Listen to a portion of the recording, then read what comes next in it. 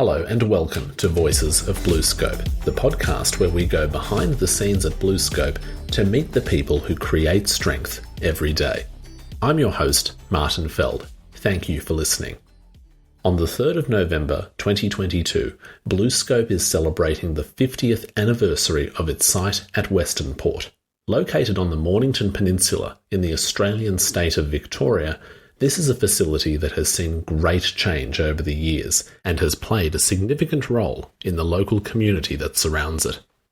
To mark this momentous occasion, we are pleased to share 3 consecutive podcast episodes about the history and people of Western Port.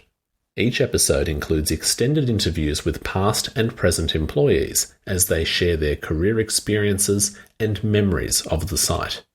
While there are naturally commonalities between these stories, each participant brings their own unique perspective. In this first instalment, we're focusing on leaders, specifically 2 former plant managers, Cyril Benjamin and Aimee Allen, along with the current manager of Western Port, Michael Hussey. They each outline their working backgrounds, explain what led them to Western Port, and describe the experiences of running the site there, also highlighting significant industrial events along the way. Remember that you can use the chapter function in your podcast app to jump between interviews and consult the links and show notes to learn more about mentioned topics. Let's cross to the first interview with Cyril Benjamin, who recounts the establishment and early history of the plant at Western Port. So I'm Cyril Benjamin, and I joined Lysart as production control superintendent, then became in charge of logistics overall. I left Lysart to join a subsidiary company called Brownbuilt that made office furniture, and that was a full profit responsibility role. And then after that was sold, I returned to Lysart and eventually became works manager at Western Port. Subsequently left to work overseas in the international division with Mike Courtnall, and then became chairman and managing director of New Zealand Steel. So quite an adventure going to and from the company and trying different departments around the place. That's very interesting. Yeah. Early on, can you tell me when it was that you joined Lysart at the time and what brought you to the company?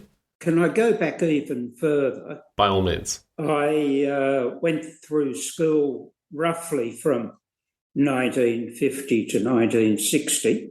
The people of my generation had parents who'd been through the First World War, the Great Depression, the Second World War, and no doubt all of the families were marked by the experience of their parents. We were very much encouraged with education, and I had done science subjects at school, but because of family circumstances, I had to do uni part-time, so I did a commerce degree.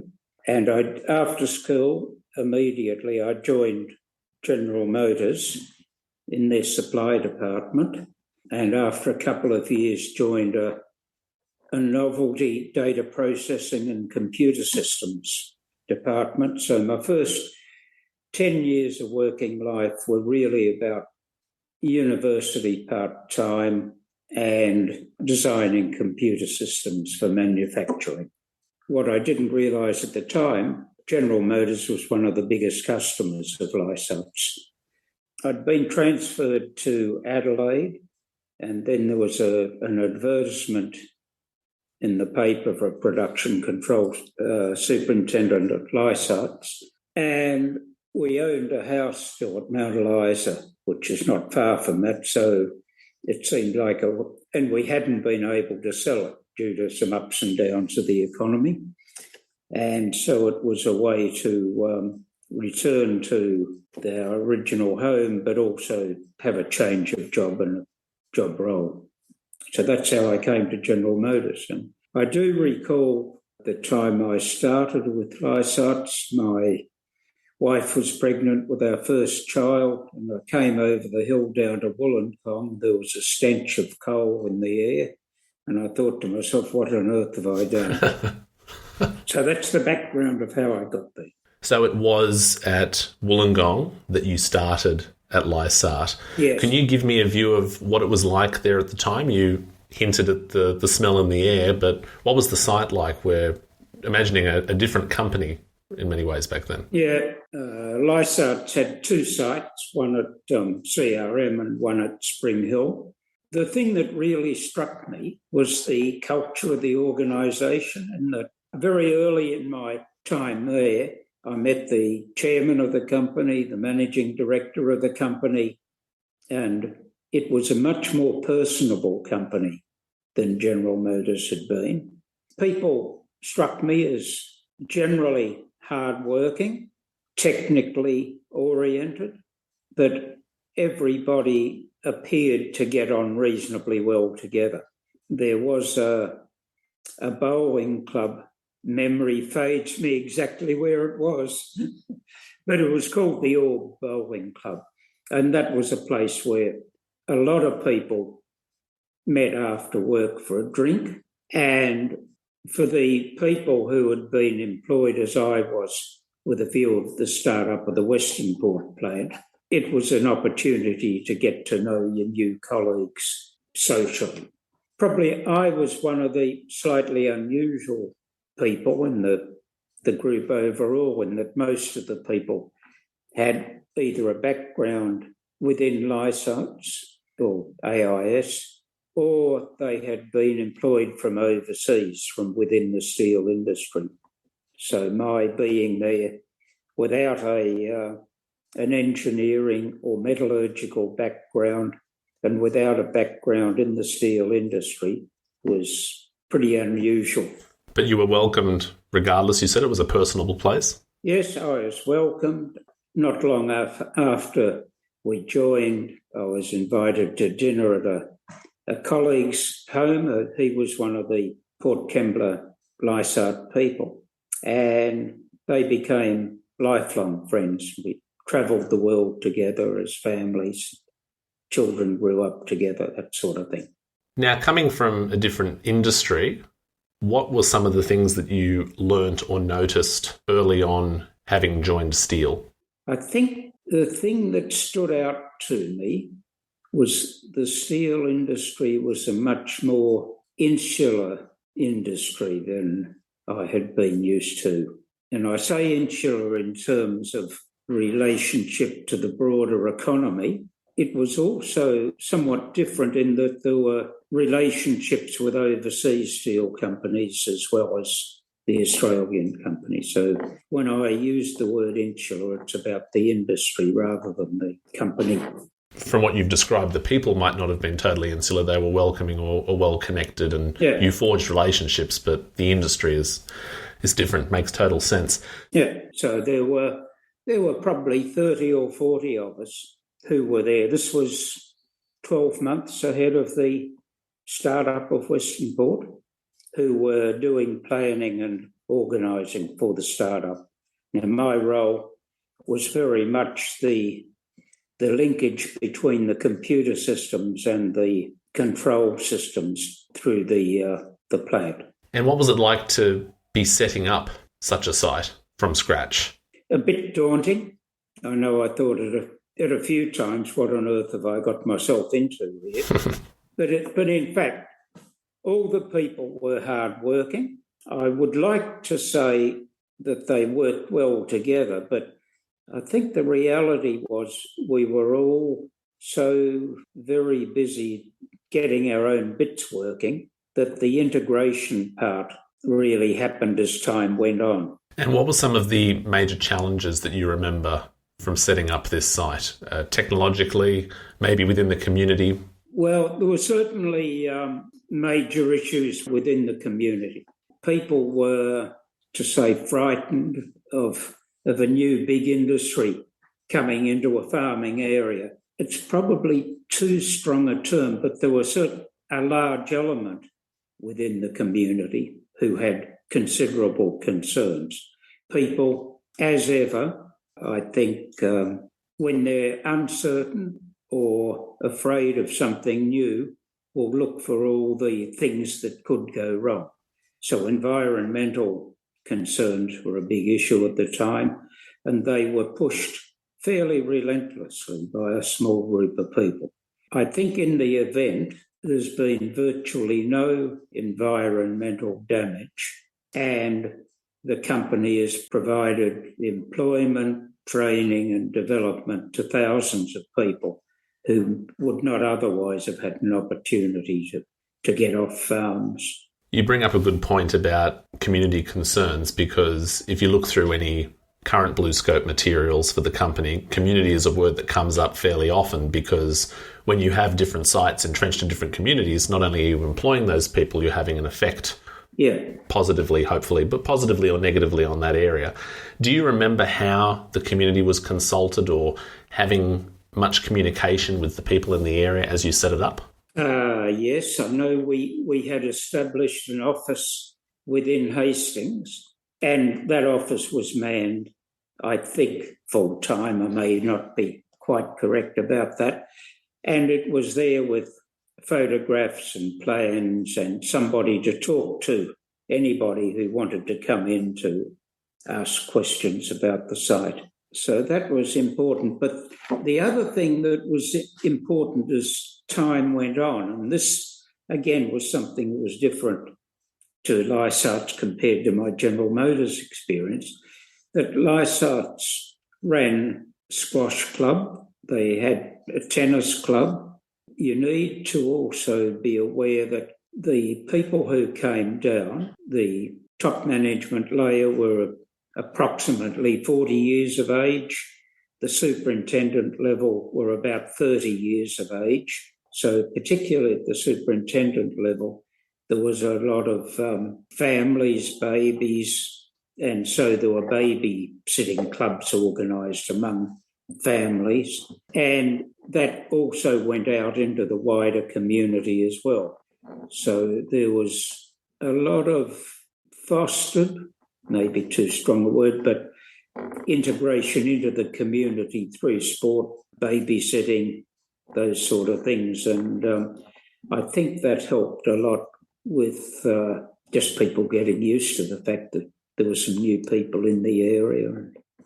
So it was a significant part of being entrenched within this community and forming an identity in the area? Yes.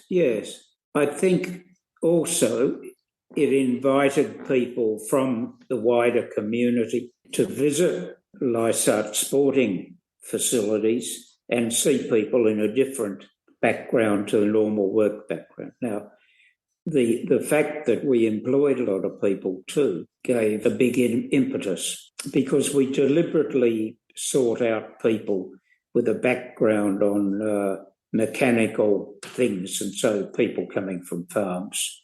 Automatically, you were used to tractors and equipment and those sort of things.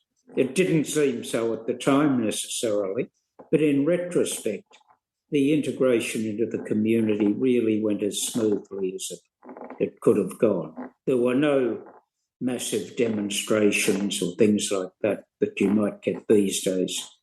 And bear in mind, it was certainly a time before computers and internet, and I was almost going to say before television, but that's not quite true. You might not have had a lot of time for TV. Maybe that's why you didn't think of it. Well, I think that's the other thing that was a feature of work at that stage, that all of us worked extraordinarily long hours, and there was, again, a tendency to get together after work, which probably wasn't very good for our own families, but just to relax at the end of the day. And there was an airport at Tyab that the engineers in particular would be flying down from Port Kembla to Tyab, and they're able to get on a light plane, come down, work for the day, and get back to Port Kembla, if not immediately, the same day, a day or two later. I remember a couple of attractive young ladies in their 30s who ran the bar at the fly-in, and they were very clever in putting out some salted chips and peanuts on the bar free of charge, which encouraged everyone to drink more, of course. But it was, I think, for everybody involved, reasonably stressful, and people, inevitably were working long hours and then going, it's not all, but many intermittently would go and have a drink after work. And the engineers, of course, were staying at the motel there, and so they would be among the group at the bar every night. A different world. I imagine also different to have been managing it at this time. I'd like to shift to your management of the Western Port site particularly. Can you tell me what it was like to become manager of this site, which was, relatively new at the time, and maybe share some key memories of your experience in doing that? Well, by the time I became works manager, the plant had been running for 15 years. Mm-hmm. And the people who'd gone before me, John Lysart initially, was very much a planning and start-up phase. For Hugh Trawatha, it was a stage of consolidation, if I put it that way. For John O'Donnell, who came later, it was a time when by then we'd had the oil price shock. There was a lot of competition in the car industry, and bear in mind, Western Port was fundamentally aimed at the automotive industry. And when John O'Donnell became works managers, this was a time when total quality management got a lot of legs, driven largely from the automotive industry, but it forced us to look at everything we did in a different way. By the time Ian Thomas became works manager, there was enormous pressure from BHP on cost reduction. My memory is not certain about this, but I think they had been through the hot briquetted iron plant catastrophe in the West Coast, and it would have been heading into 1987 when there was a significant economic downturn. So cost control was very much an issue of the day.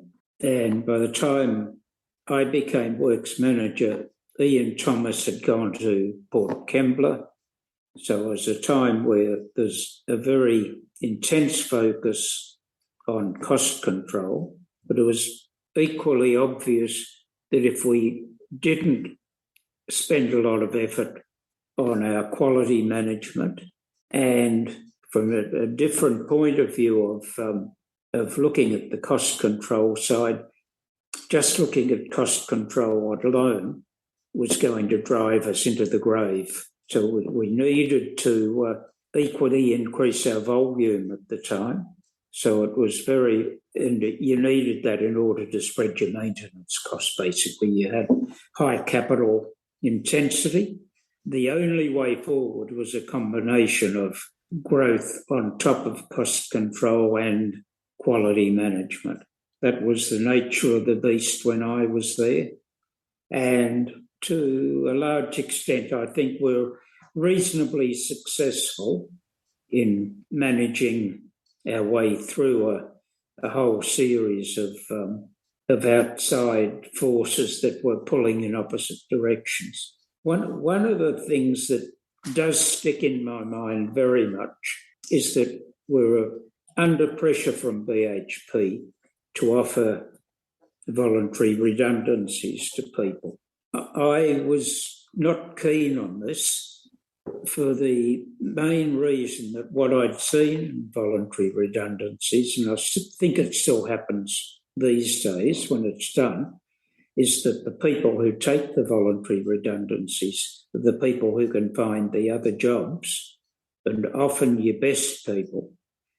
And at the same time, we found that while we're offering and pushing people into redundancies, head office at the same time was employing new graduates because they had to have an eye on the future as well as the immediate situation. But it didn't make sense to me that you're pushing out your best people and then employing people without experience somewhere else in the company. So my view was always to go down a path of not replacing people and using internal transfers to fill gaps, and using other methods like encouraging people to take holidays, whole range of those type of things to reduce your labour costs, but at the same time keeping your best people, because they are the people you need to actually run the plant at lowest cost. It was a definite internal struggle. No, it sounds like a very difficult balancing act, and I like the way early on in this discussion that you characterised yourself as coming from a different industry. So you obviously learnt a lot coming through steel, being in the Illawarra, helping to set up Western Port. There's been 15 years leading up to your leadership position. So you've learnt a lot of the technical aspects, and you're talking about the difficulties now, or the challenges of managing people. What was it like to have to be a 24/7 people person as the works manager at Western Port? Do you remember challenges in managing people, or was that largely a positive experience? No, I don't think there were huge problems in managing people, apart from some union interactions, and we had a strike or two. I have almost never met a person who joined a company and wanted to do a bad job. I think almost without exception, people who join a company want to do a good job for personal satisfaction, as well as contributing to company success. And Hastings was a small town, and it was obvious to pretty much everybody in the place that doing a good job was essential, and fundamentally I think it comes naturally to people to want to do a good job. The big issue really is the role of management in the place is to make it easy for those people to do a good job. And so the role of management is, in my mind, very much about working on the systems and to make it easy for people who are working within the systems to be able to do a good job. If they see something that needs to be fixed, I think it's incumbent on management to fix it quickly, because if people don't see that management will fix obvious problems, then they'll start to shrug their shoulders and say, well, don't bother, no one cares. One of the great tasks of management is to be seen to address problems quickly. If they can't solve them immediately, then explain to the people what's going on and why you can't do something. You can't always just snap your fingers and get a lot of capital to fix a problem. And sometimes it needs training or finding new ways. I think one of the things that we started to do in Western Port when I was works manager, I'd been to a number of the Japanese steel plants and to POSCO in Korea, and POSCO had apologised because they took us to a very old plant that was 30 years old, but it was spotless. And it made me very conscious when I came back of looking at the Western Port plant, and I chose one area which happened to be the shear line, of getting people to just clean everything around it on the floor. We painted the floor either white or light grey or something like that. But it was a bit like with the difference between having a car engine that's dirty and a car engine that's clean. And, the car engine that's clean, you're happy to do some work on it. You're not got grease everywhere. And what's more important, if there's a leak, you see it immediately. It was an experiment that was not without its detractors, but 6 or 12 months down the track, a number of people started to see benefits. And I think the other thing that was important at the time we started, and this did come from the Japanese plants, we really started to measure time in a much more serious way. So, you have 168 hours a week and units are manned for a certain number of shifts. They run for a certain amount of time. So you very quickly start to realise that maybe you've only got 50% utilisation where you thought you had 80 or 90%. And it was a sobering experience for us to really focus on how much extra time there was if we could really get to work on sorting out delays. I'm particularly interested in what you just said about bringing that model from overseas in terms of cleanliness and maintenance and the benefits or the effects of that. What do you think the effects were? Did you see a shift in people's attitude or pride, or did it make things easier? What occurred as a result of this focus on cleaning? The emphasis on cleaning went together with a focus on orderliness and having proper places for tools that you would need and things like that. It showed people quite quickly that there was a different way of doing things and a better way of doing things and an easier way of doing things. And I think the people, as I saw it, who were operators in this area, I think they took a certain amount of pride in what they were doing. That in itself was useful because what we were doing in painting the floors came into conflict with the cost reduction emphasis that we were pushing at the time. And, there's obviously a concern about what the hell are we doing wasting money on this, when you're telling us we've got to stop having milk for our coffee or something like that. And you prefer milk with your coffee? Yes, I prefer milk in my coffee, and it was one of the things I changed. I did, in fact, allow them to have milk in their coffee. That's good to know. It's quite instructive in a way that we had a visit from a very senior manager in BHP who wanted to emphasise the need for cost control, and he was focused on an example of tap washers and getting the washers to last a bit longer. The effect that this had on the managers in the place was, for heaven's sake, hasn't he got something better and bigger to do than worry about tap washers?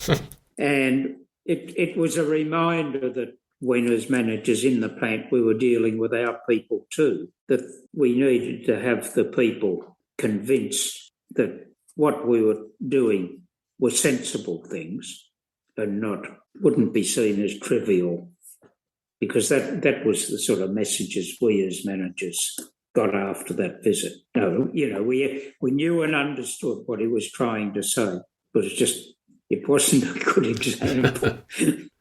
I'm gathering from this conversation with you that in your role as manager at the Western Port site, you were willing to do things that weren't necessarily the preference of those above you in the organisation, but you did them because you thought they were right or that they had a benefit for the people. Taking that idea and that keyword pride that you brought up a short time ago, when you reflect on 50 years of Western Port, when you reflect on your career at this site, what is the thing that you're perhaps most proud of having been the manager there?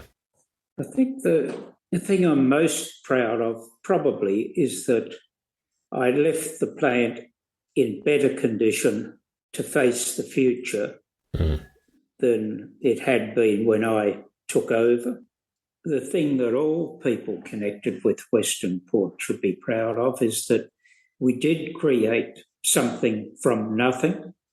And this goes to all the managers who'd gone before me. It was an honourable endeavour, and it involved a lot of enterprise and technical knowledge overall by the people.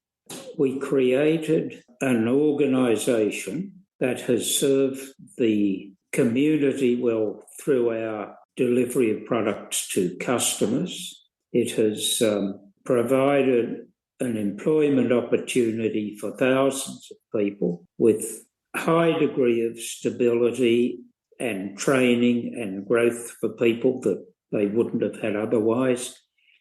We provided products that were useful, and we provided a product that was recyclable. We didn't damage the environment. And I think overall it is something for everybody in the place to be proud of. And the fact that Western Port has survived for 50 years through a whole lot of unforeseen occurrences and indicates a flexibility and an adaptability to cope with change. And it's a 50-year-old steelworks is not a terribly common thing. Now, I know it's a bit like an axe. You put a new head on it, you put a new handle on it, all sorts of things like that.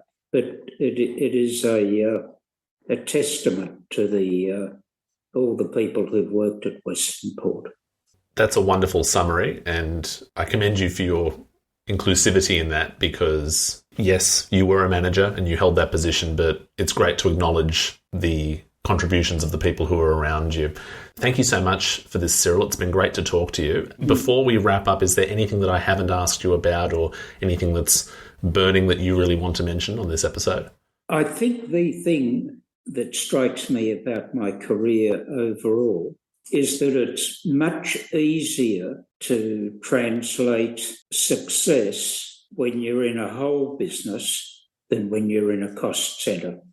When I was at Brown Belt, and I was only there for a couple of years, that we transformed the place from losing money to making money. And that's a much more obvious and easy thing to convey to your workforce than we've got the costs down by X. And when I went to New Zealand Steel, they'd never made a profit, but we made a profit in every year I was there. And again, that's a much easier thing to convey to the workforce. So I think that's something that sticks in my mind as, a big lesson in running a business. Well, thank you for sharing it with our listeners, and thank you for taking the time to join this Voices of BlueScope episode, Cyril. It's been wonderful to talk to you. Thank you. It's now time to hear from Aimee Allen, who explains the challenges, triumphs, and transformation at Western Port early in the 21st century. So my name's Aimee Allen. Currently, I do consulting, but I'm trying to remember, I think it was 2007 to the middle of 2011, I was the general manager for Western Port. Now, casting your mind back, what was it that initially brought you to Western Port? Oh, yeah, that was actually when Paul O'Malley became CEO after Kirby retired. They did some restructuring. Western Port had been under the Osbam business, and they combined the manufacturing part under Noel Cornish. And so it was really just an opportunity for me to get sort of a different profile. I had been general manager of the hot strip mill and plate mill in Port Kembla, but this gave me more downstream experience. So it was a good opportunity for me. I was quite excited about it. It meant that I was certainly on the peninsula, the more senior person. So it gave me an opportunity to be much more involved in community and those types of issues, as well as having a lot of the downstream operations. Yeah, that was the story. I took over after Greg. Now, I'm glad you brought up that word downstream and kind of and marking the difference between Port Kembla and Western Port a bit there. What had been your manufacturing experience at Port Kembla, and how did it feel different when you moved to Western Port? Oh, very different. So when I was at Port Kembla, I had under me the hot strip mill and the plate mill. And my previous experiences were I had worked at the North Star BlueScope joint venture. So I was the quality assurance manager there when they built the plant. So again, that was a EAF caster hot mill. And then at Port Kembla, I was over the hot strip mill and the plate mill. So hot rolling only operations, and then moving into Westernport. And suddenly I had been exposed to pickling, but really, the coal rolling, the metal coating, and certainly paint lines, I'd never really been exposed to before. So that was kind of exciting for me to learn those processes. Ron Bange was so generous with his time to help me understand the processes and the particular risks and issues with them. So, yeah. Now, I love that word pickling that you've brought up, because I know with people who are maybe less familiar with the steel manufacturing process, they imagine all these different jars of vinegar or different produce or something. How would you actually define pickling and some of the processes that happened at Westernport when you were there? Pickling is after you hot roll coil, when you expose iron or steel to high temperatures, you get an oxide layer, and we call that scale. You need to remove that because it's very brittle. It's not formable. If you leave it in the product, it'll actually create defects in the product. So you need to remove it. The way we remove it is you run it through a series of hydrochloric acid baths. So it's just these tanks of acid, and you move the strip, this hot roll coil that has this scale on it, through these tanks, and the acid removes the scale but doesn't impact negatively the underlying steel. With your work at Port Kembla and then at Westernport, you've come to understand in your time at those respective sites a lot of those manufacturing processes that are taking place. Yes. Just then, that was a fantastic explanation of some of the science that goes behind steel making at our sites. When you began that role, general manager at Westernport, what were some of those early challenges or lessons that you took on board in your time there? Well, I think in terms of the hot rolling process and the pickling process, I had been exposed to those. I'm a metallurgical engineer by degree, so those sort of metallurgical processes I'm familiar with. Mm-hmm. But some of the importance of understanding Westernport is really it's a customer-oriented product. So moving from an upstream process that I don't want to say it's commoditized because it isn't, but it is more commoditized, whereas as you're moving closer and closer to the customer, particularly in the paint line, and you're really worried about Pilbara red. So understanding how we position the product for the customer. I think that was a move for me, that customer orientation and making sure, recognizing the value proposition of the Colorbond brand and how that is influenced within the Australian market and how we leverage that. The way you've brought up the customer there as a new consideration for you at the time is very interesting, because it brings to mind that challenge that I think a lot of people in different companies would have, but at BlueScope, there's complexity across the supply chain, different stakeholders, community groups, and so on. How was that for you, interfacing with different stakeholders from the site as general manager or leader of Westernport? Certainly when I was at Port Kembla, because Noel Cornish, who was my boss at the time, was also based in Port Kembla, he did most of the community engagement. So it was newer for me, meeting with the local representatives. Greg Hunt was the local member for Parliament. So meeting with him, meeting with all the representatives and making sure, BlueScope's position is we're not, well, at the time, I'm assuming it's still the same. We really weren't about what party. We just wanted to engage with the people who were representing the community in government to make sure that we were aligned in vision and everything, and that people understood that BlueScope's sense of who we are is we want to make a positive impact in the community. Westernport, certainly, when you look at the green wedge that it had at the time, it had a very active community relations group that had, again, local council members, people from the Department of Environment that were meeting on a regular basis, where certainly we spoke a lot about how we engaged environmentally, but it was really more how are we engaging the community. And then some of the activities, there was certainly I did a lot more parade judging in my days at Westernport than I had before or since. Actual parades? Actual parades, the Hastings Day Parade. I think I judged like 2 or 3 years.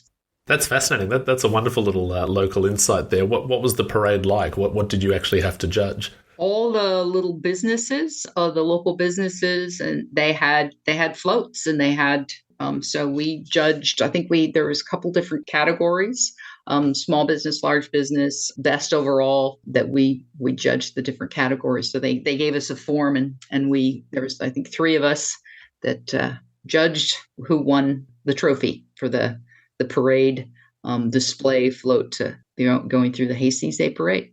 With that knowledge that you've come from somewhere else, you were in Port Kembla and then you were moving to Western Port, what was it like personally for you to be moving into a community that probably had a very solidified identity or idea of who it was, and you were coming in as, for lack of a better word, an outsider? I never really felt like that. Certainly the people in the plant and at the Western Port facility were incredibly welcoming. The people in the community, I think they saw the importance of Western Port to Hastings, to that part of the peninsula. And so actually people embraced me. They actually solicited sort of that outsider's view rather than being trying to exclude me. They actually were very welcoming and actually were seeking, what the perspective of somebody who was new and what could I bring to some insights. So they were quite active in soliciting those insights. So I felt very welcomed both by the community and the people of the plant. And how would you describe the kind of influence or assistance that your metallurgical background gave in a managerial role? Well, the number one thing you need to know as a manager is, when are people lying to you?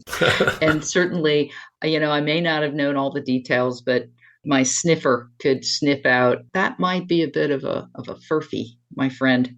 Then we could have a more meaningful conversation about what was really, some of the causes and the issues. So metallurgically, I certainly think that we could have conversations about things that were happening to the metal. I think not just metallurgically, but because a lot of my background was actually in quality assurance, it made me passionate about that, made me understand that there are those people in the plant who have to be the voice of the customer to make sure that the customer gets the quality of the product they want, and that value is very important. And I think just the reasoning that you get from being an engineer and that sort of logical mindset too. A lot of the issues, it was a very complex supply chain. So you're bringing in materials from Port Kembla via the dock, you're bringing that up to a storage facility. It's then being processed through. Some of it at the time, we were bringing in slab. Now you're bringing in hot coil. But again, you would, at this stage of the process, so we might sell pickle and oil, we might sell cold roll, we might sell galvanized, we might sell painted. So understanding that process flow and how it worked to make sure that the customers got, what they wanted when they wanted. Now, when you think about your time at Western Port, and you were mentioning some of the different processes or innovations or issues that you had to deal with on a daily basis, do you recall any particular innovations or projects or major events that occurred in your time at Western Port that you would note particularly? Two sort of major events that occurred when I was there, not necessarily innovation, but they really drove innovation. I read a book once that said constraints really drive innovation. And I think the one that just leaps to mind is the Pickler fire. And that was a very interesting time for the plant. I think we were, had just come out of the GFC, which is the other interesting event, but it really challenged how we did things. I remember sort of within 24 hours, we realized that we could get tanks from the tin mill in Port Kembla, and they would be almost exactly right. They were a little narrower, but they were going to be a pretty good fit, which meant that we would be bringing that pickler up in about a month versus like a year and a half to get the tanks built. But that was always a challenge. But within that, we set a goal of 27 days, and we made 27 days, and that pickler was up and running. Wow. We didn't compromise the integrity of the asset, but people got clever about how they were doing things. So I think the innovation of how we managed getting that unit up, and the first coil was off the pickler was a sellable coil. So it was just really speaks well of everyone. And there was hundreds of people involved in that.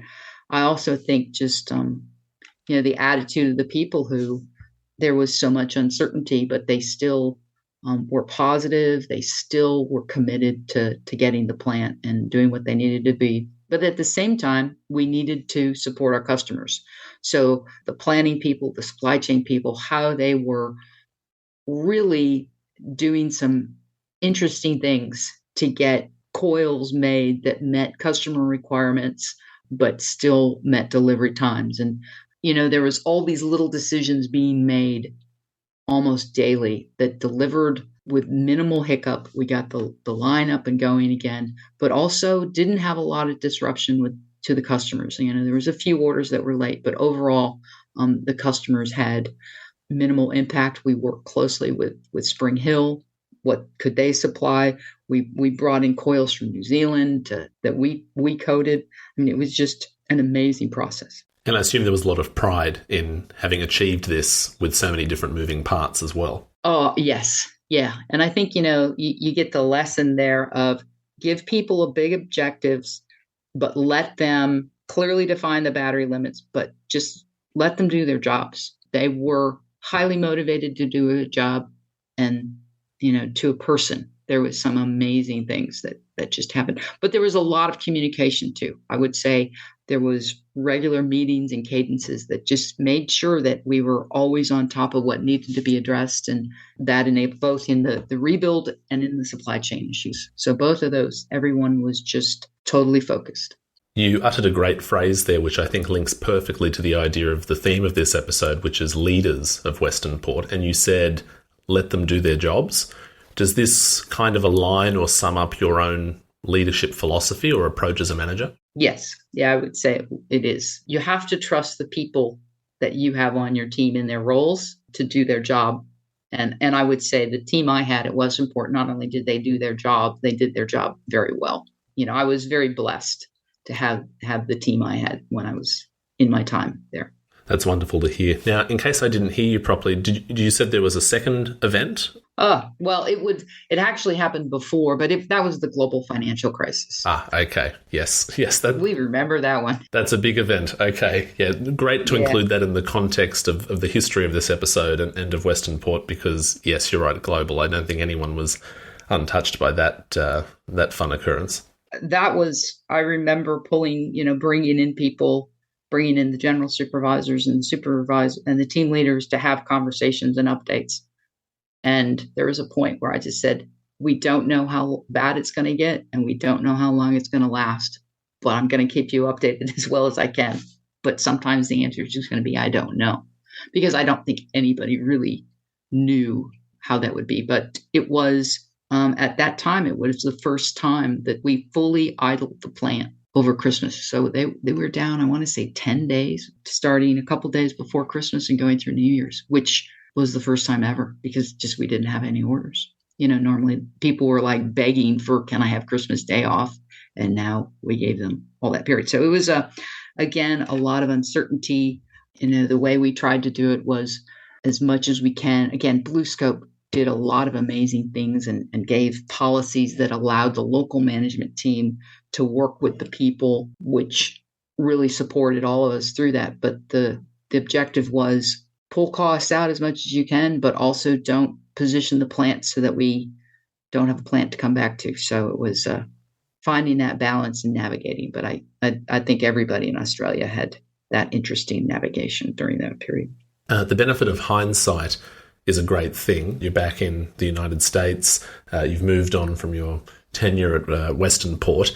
When you look back, keeping in mind that it's now 50 years of this site, it's a momentous occasion. We're celebrating with different events and media in this very podcast.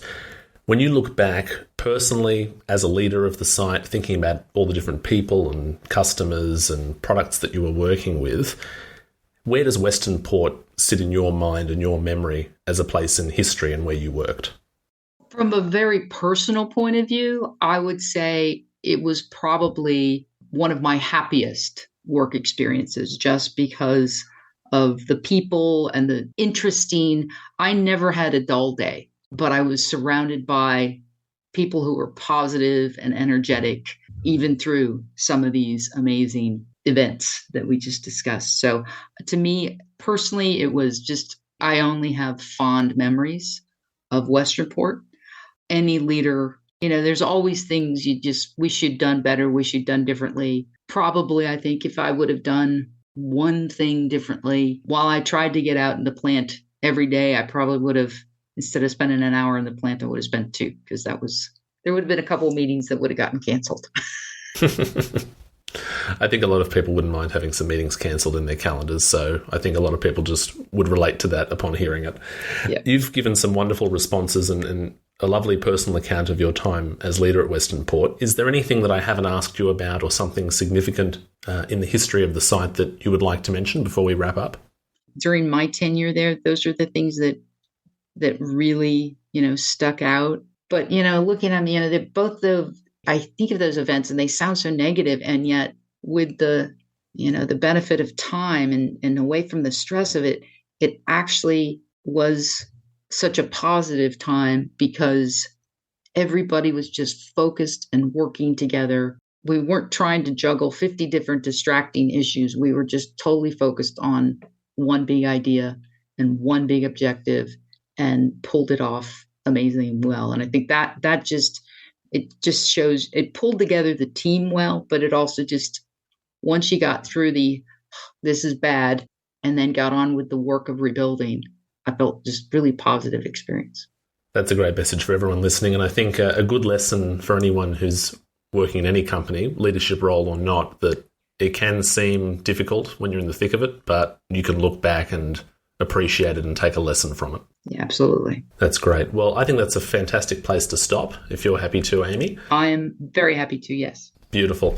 Okay, well, thank you so much for your time, particularly across time zones, Aimee, for chatting to us on Voices of BlueScope for this special commemorative episode for 50 years of Western Port. And certainly I do want to close and just send my best wishes to everyone on this anniversary. And it's so exciting to know that Western Port's been part of the community and part of BlueScope for all these 50 years.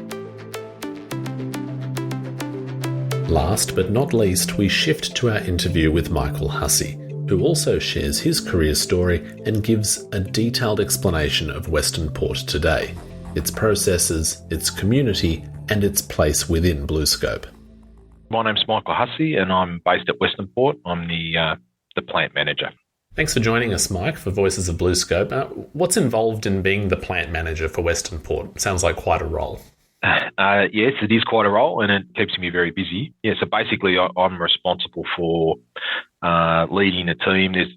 There's approximately 700 employees in that team, and I guess all of the day-to-day activities of this manufacturing plant, from receival of coil and receival of raw materials through the processing of those raw materials into our various products like metal-coated zinc-aluminum galvanised products, through to our pre-painted products, so ColourBond. And we run many different products, so there's also a whole heap of cold-rolled annealed products that we also produce here on site, up to producing those products, but also then packaging them, dispatching them to customers.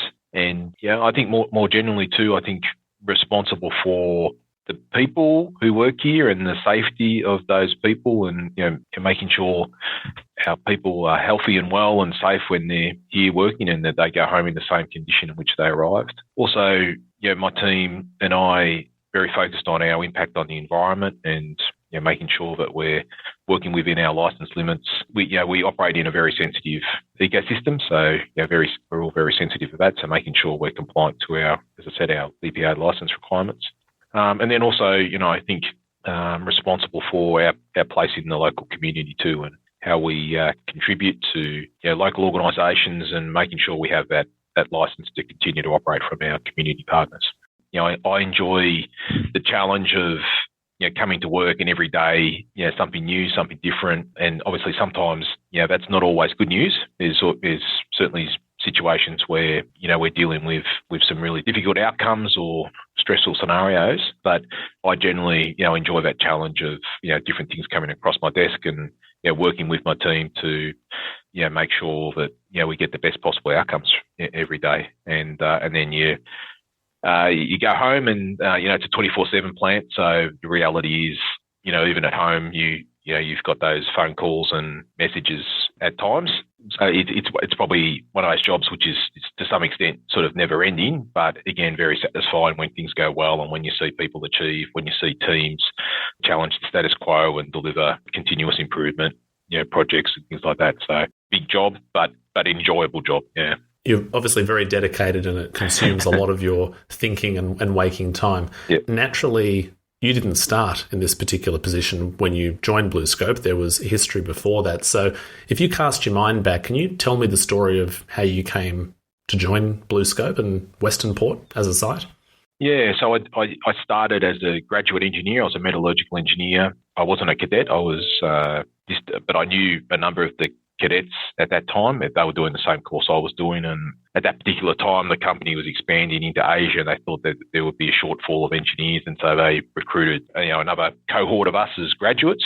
And I started at Western Port, but the graduate program actually had us moving to different locations through that period. So I started at Western Port. I came into the metal coating line departments there. That was in November 1994, so I'm just coming up on 28 years with the company. I very distinctly remember coming in for my second interview, and it was an on-site interview, and I had to walk into the plant and come down to what was called the GLOB, the galvanising line office block, and I met with a man called John Plummer, who was the manager at that time, and I remember walking into the building for the first time and walking and seeing the Green Mile and thinking, this is fantastic, and this is where I want to work. So, yeah, and I was fortunate to be offered a job, and that's where I started. Certainly started in Western Port at the metal coating lines, but on a graduate program. Yeah. Now, forgive my ignorance. You mentioned the Green Mile there. What was that? The Green Mile is it's a very famous feature of Western Port. It's the walkway that used to run down the centre of the finishing building, but it runs down a very long building of ours, and yeah, it's very well known around the plant as the Green Mile, as a painted green walkway. Yeah, I didn't think you were referring to the movie, so I just had to clarify that. No, yeah, but no, everyone at Western Port knows the Green Mile. Yeah. Great. And during this time when you were rotating, visiting different sites, undertaking this early part of your career, yeah, what were some of the key lessons or memorable experiences that you had that you would say have kind of formed your impression of manufacturing or what your career is today? Yeah, a number of things sort of stick in my memory, but I think the first one was, my impression of Western Port at that time was that, there were some great people here, some very knowledgeable people, and there was actually a really good support network. I worked, in a process development type team, like a team of technologists, sort of engineers, and we were working on some great projects, and there was a real sort of collegiate sort of attitude to achieving goals and delivering improvements. And I think, very sound technical sort of knowledge base and skill set. And so people you could call on who had experience and knowledge.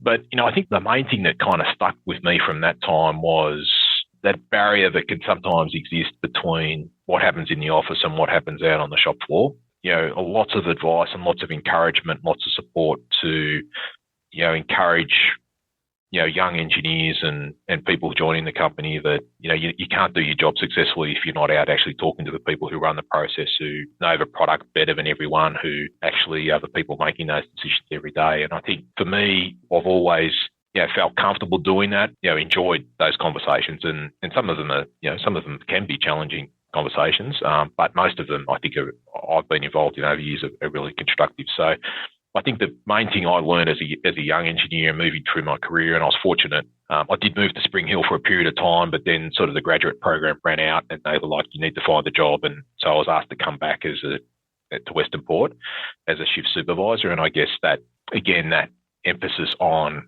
this is the team, we need to work together, we need to communicate, we need to listen to each other. And if we can do that effectively, we will achieve great results as a team. That's kind of stuck with me for a long time, that it doesn't matter how smart you are, how much knowledge you have, if you can't communicate that, if you can't make people feel like they're part of that process or part of a decision making, it's hard to drive change. It's hard to make things happen if you can't involve people on that process.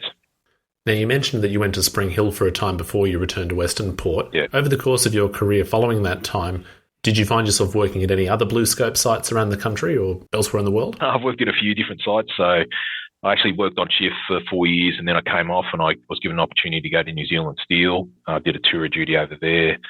And then I came back to Western Port, and I was in a role as a CPL2 superintendent, which was great. It was kind of my first time. I had worked on the paint lines in Spring Hill, but this was kind of my first time sinking my teeth into all things painting. And so enjoyed that, but then decided to branch out. And that was around the time when BlueScope was being created. It was being spun out from BHP. And so joined the strategy and business development team in head office. Did that for another 4 or 5 years. So that's when I left Western Port. Yeah, as I said, went to head office. From there, I was asked to go to China, and I ran our metal coating and painting plant in Suzhou in China, which had just been commissioned. The construction had just finished. And so, I ran that as the manufacturing lead there for 3 years, and came back home with the family and again was looking for something different. So I was working then in a part of a business called AD&S, Australian Distribution and Solution. I think that was the acronym. So that was Lysart, Distribution, SMS, those businesses, and eventually ended up as the Impact Steel manager in Dandenong. I was then asked to go back to China. So I moved the family back to China and ran the manufacturing for Lysart and Butler in China. Did that for 3 years. Came back to Wollongong, had a role as the Services and Manufacturing Excellence Lead in Wollongong for 6 or 8 months, and then was asked to come back here to Western Port. So I'd actually been away from Western Port for 16 years. So it was very interesting. I'd kind of left Western Port as still I think relatively junior in my career. I had moved up into a superintendent role after being a shift supervisor, but was away for 16 years doing different things. Yeah, and was able to come back. I think the thing that's really interesting in what you've been talking about is just how many different sites there are within BlueScope around the world, not just in Australia, and then obviously the differences in processes or people who are working across those sites. It's very, very diverse and complex, probably difficult for people who don't work in the company to be thinking about how it all works. When you think about all the different places you've worked at across BlueScope, yes, there's a shared BlueScope identity, but can you tell me about some of the different cultural observations that maybe you had, or how BlueScope sites differed and complemented each other? There's a cultural difference between Western Port and Port Kembla and Spring Hill, right? If you walk into those plants and expect that, you can use the same type of management strategies or communication techniques or whatever, then, I don't think you're really reflecting enough on what are the differences in the culture. And I remember when I went to New Zealand Steel, that business at that point in time was on an accelerated depreciation program. The future of it was in question. And I remember, just being blown away by how few resources they had there, but how hard they worked and how much energy and effort they put into, making that business successful. They were really lean. They were, had that lean mentality. In China, there's certainly very obvious cultural differences and things that I think again, when you come into a different environment like that, you need to, learn and respect and understand and make sure that you're not doing anything that could offend someone, or the way you communicate. There's obviously a language barrier as well, which is can be very frustrating at times, and especially when you're out walking in the factory, in the plant, and trying to communicate, and you don't always want to have someone with you who's just really there to translate for you. I think you want to not have to have that dependence on someone. So having said all that, I would say, one of the key things that kind of stuck with me, especially after having done 2 stints in China, is the longer I was there, more I noticed the similarities as opposed to the differences. The key similarity of everywhere I've worked, and with the people who I've worked with, and with the people who have been my managers or have the people who've reported to me, is that, people want to be treated with respect. People in China don't want you yelling at them, and it's the same as people at Western Port don't want you yelling at them or putting them down in front of a group of people, or, just not showing that level of respect that, everyone deserves. So that's something that, I think is always, I remember sort of coming to especially in my latter times in China, that, I was actually more taken with the similarities as opposed to the differences. People want to feel like they're part of a team. They want to feel like their role is valuable, that they contribute, that, the customers value what they do, that that people want to be safe. They want to protect the environment in which they want to work. They want to have friendships and relationships with the people they work with. And, when they do well, they want to get a pat on the back. And when they could do better, I think they also want that feedback from time to time too, right? In a respectful way. And I think that's the same as if you're at Suzhou or you're at Spring Hill, or if you're at New Zealand, like it's the same. And I think that, that's something that, I need to center myself at times and come back and reflect on that. And, people want to be treated with respect no matter where you're working or what culture you're working in. And respect is obviously a big part of leadership, and in your role as manager of Western Port, that's an interesting point to come to. I think you spoke about coming back to Australia and reflecting on those differences and similarities that you observed. Can you tell me about what it was like to become manager of Western Port, how that occurred? I'd be lying, Martin, if I didn't say it was always a bit of a dream or a bit of an ambition of mine. I think, having started here and having, I kind of fell in love with the place. I think, as I mentioned, when I first looked down that Green Mile, I was kind of like, this is where I want to, this is me, this is what I want to do for my career. And so, just, I guess, always had that in the back of my mind. At times, it didn't sort of seem realistic. But so coming back, obviously I'd moved my family back from China to Wollongong, and sort of not long after I'd sort of come back, the role here became available. I spoke to my family about, obviously, because it, another move would have meant, or did mean in the end, my kids had been at 3 schools in 12 months. I guess one attraction, obviously, my family and my wife's family are both from Victoria, so that was one attraction. But I think the main desire was, I had that ambition, that desire to come back, and having been offered that opportunity, it would have been, incredibly difficult for me to turn that down. I think coming back and, in those 16 years I've been away, I reckon I'd maybe visited the site like once or twice, or certainly less than 5 times, right? Even though I'd been with BlueScope the whole of that period. I think initially, the great thing for me was people who I'd worked with previously were still here, and a lot of friends and work colleagues, and a lot of familiar faces and friendly faces, walking around the plant and catching up with people and seeing people that hadn't seen in a long time, and seeing where their careers have progressed to and what they've done, and updates on their families and different things like that. But then also, seeing a whole new generation and meeting people who obviously started their careers in my absence, and really, being blown away by the quality of the work and the progression that we'd made. Like physically, you sort of look and not a lot looks different, but when you dig sort of beneath the surface, you can see a hell of a lot of improvement. It was also a lot leaner, lot more, more of a slimline model. There was obviously the plant had been through a number of probably more downs than ups in that time, and the hot strip mill had closed and different things like that. In that time I'd been away, you could certainly tell that the plant had been through those experiences and had come out the other side, and in my view was stronger and better for those changes. So physically not a lot different, but great to see some of those familiar faces, but also great to meet new people and understand some of the things that have changed. I like the way that you've framed that challenge or set of challenges that Western Port has had as leading it to being a stronger place. Yeah. When you think about leadership at the site, are there any major historical events or challenges that you think are of particular note, things that you think are really important to the identity of the place? Yeah, look, I think that, and not all of these I've experienced here myself, right? I think that the experience in 2011 when the hot strip mill closed and MCL5 was also mothballed at the same time, and that sort of period then beyond that, through to 2013 where there was another restructure. I don't want to be too dramatic about it, but when you close like a hot strip mill, like that's not minor surgery, right? That's kind of like cutting off a limb. If you think about it in terms of saving someone's life, like that's a major piece of surgery. And I think those incidents, plus there's been some serious fires on sites. There's been multiple restructures. If you think also I think it was around 2016-17 where we saw most of all of the automotive manufacturing in Australia closed down through that period.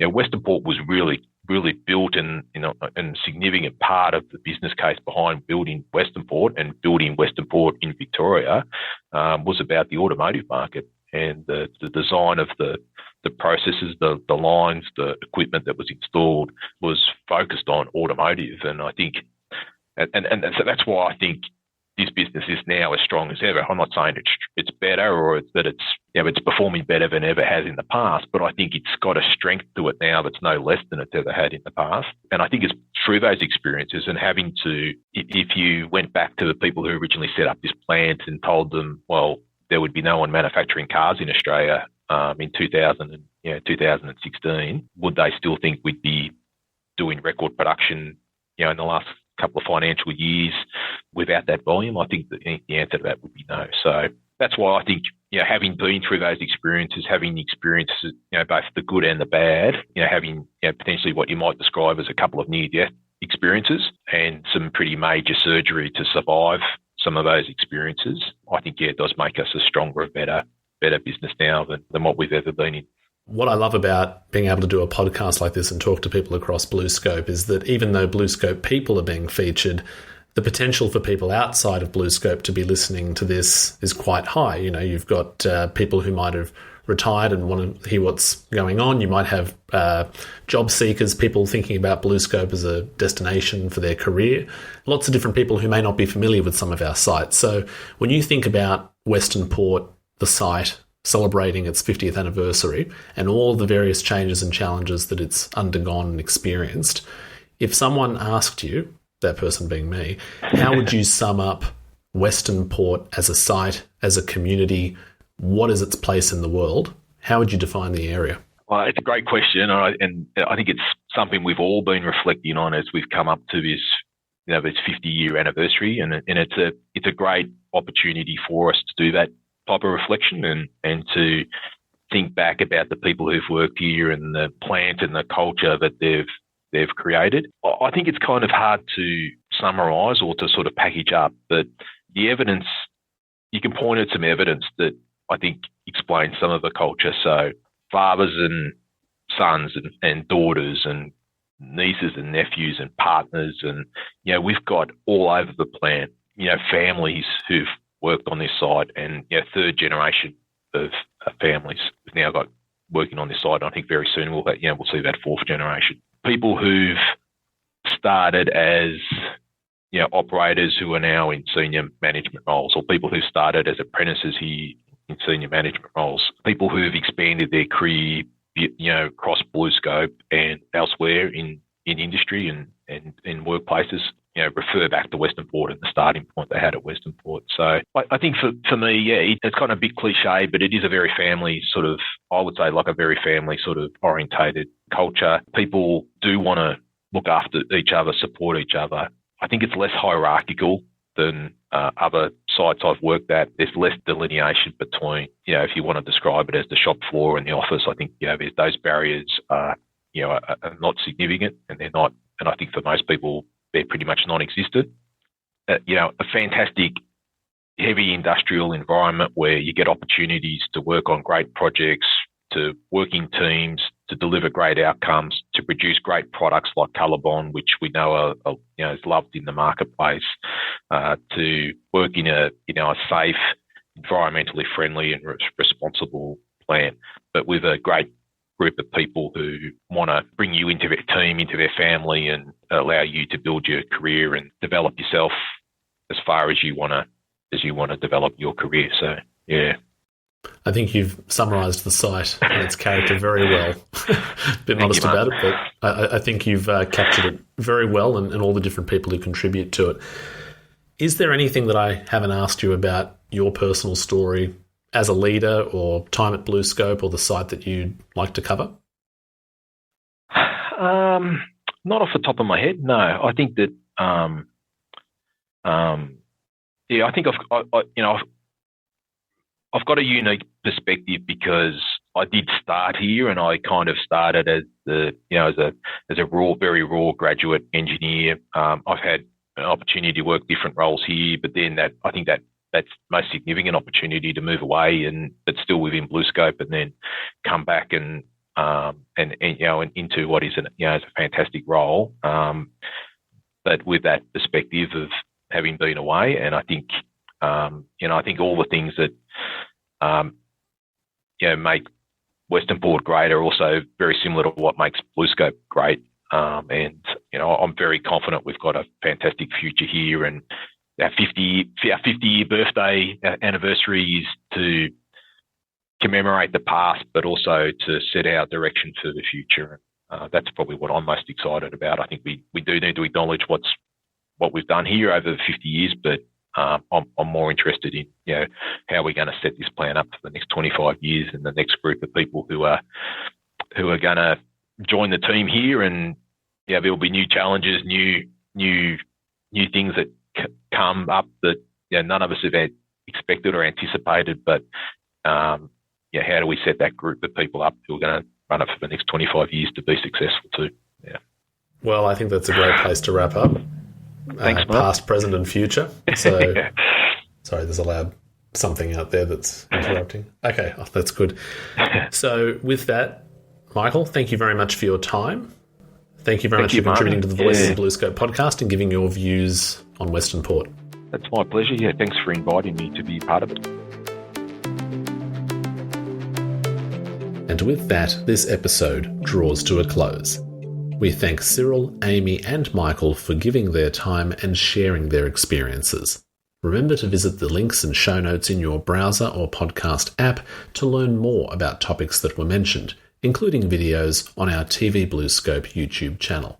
Of course, you can also visit bluescope.com, @BlueScope on Twitter, and BlueScope on LinkedIn. In our second episode to celebrate the 50th anniversary, we speak with 3 different working families at Western Port who share their stories of intergenerational employment at BlueScope. Thank you for listening to the Voices of BlueScope podcast. Until next time.